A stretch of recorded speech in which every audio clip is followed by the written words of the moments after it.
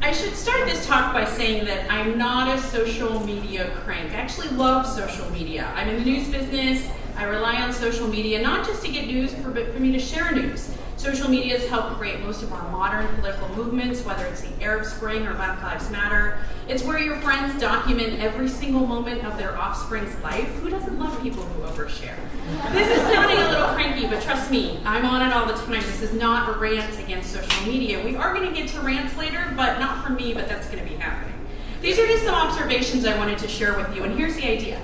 Everybody's talking, but very few people are listening.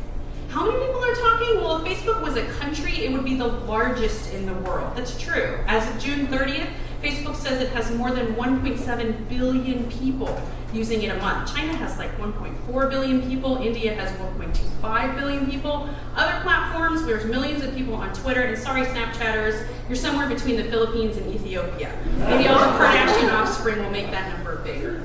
So that's a lot of people, but what are they doing? Well, they're talking. They're doing a lot of talking. But the people that are talking to each other, sometimes they're actually listening. But here's a problem, and it's a big one. When they're talking to each other, they're talking to people who look just like them. So it's called the social media bubble, and there's a lot of reasons that this exists. Facebook's feed is based on your Google searches, and even though Facebook is the largest multimedia platform in the world, I put that up for those of you who get it, not everybody's going to. It's not a media company though. Facebook isn't in the news business. It needs to make money, and so Facebook's algorithm gives you information it knows you want. More and more Americans are getting their news from social media. The Wall Street Journal did this fascinating feature where they tested what people's feeds look like when they were public about their political leanings. So this is the kind of news you get if you're for or against abortions. This is what shows up in your feed. If you guys can see this, they're really different.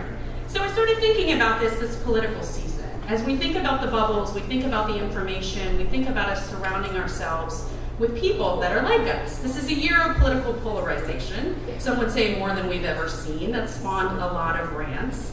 And remember, think about people in that bubble and being surrounded by everyone who shares the same opinions as them.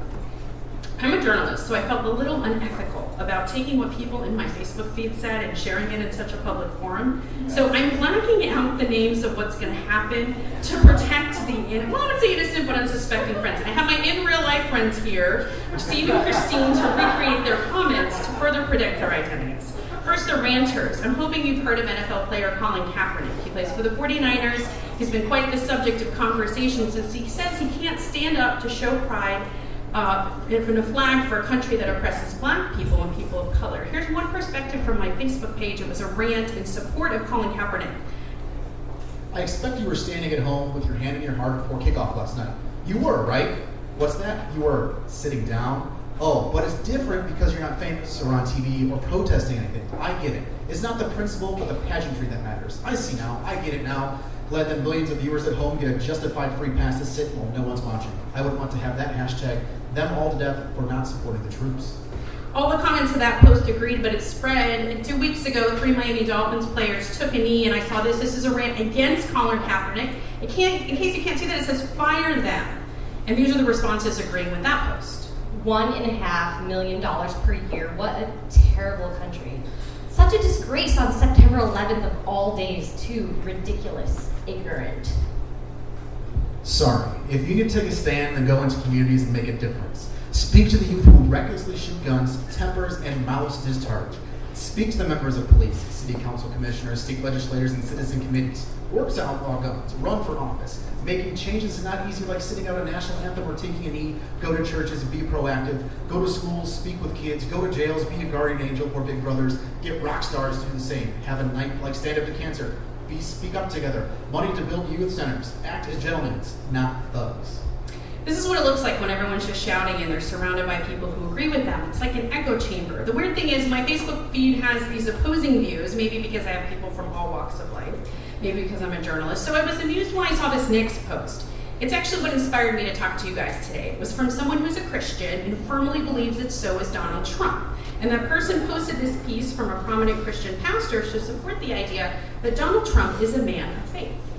This must be Dr. Dobson's answer to the fury over him saying that Donald Trump is a Christian. I have always respected Dr. Dobson.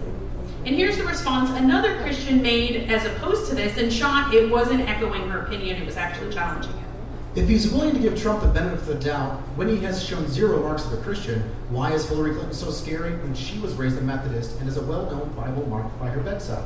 It can't be about gay rights or abortion because there's no difference in Clinton's position and Trump's on those issues. So what is it about? This is a sincere question. And this is the response that comment got. I think the optimists out there might be thinking, well, maybe they had a real life conversation. Maybe this didn't end at that, but nope, I checked actually, they didn't have a real life conversation. I don't want to say that interactions like this can't lead to mutual understanding, but what if they did have a real life conversation? I don't think one would have made a difference, but I do think that's how we start to break out of our bubbles and our echo chambers. It's a pretty simple concept actually, but the reality is it doesn't happen very much. Just talking to one person, spending time with other people, that's how you start to build and break out of these bubbles. In real life, if you have actual conversations back and forth, this is really important because it also has to be with people who are different from us. It has to be legitimate, human, genuine interaction. It has, and I believe it has to be human to human, voice to voice. Of course, I'm a big believer in human voice because I'm in public radio. But this isn't just public radio hooey. I've talked to social scientists who actually say the human voice is one of the few things that really helps us change our mind about something. Why? Well, when we hear others' voices, we hear a lot. We hear emotion, we can tell whether someone's lying, we have empathy, and because we know there's another human being there, I think we tend to be more civil and give people time. And that leads to actual interaction. It gets us outside of ourselves. It forces us to realize that our differences can be overcome. And that's how I think we can get out of our echo chambers and our bubbles, because as a country, I think we don't need to be just talking, but listening. I'm Niala Boodhoo. Thank you so much for listening to me tonight.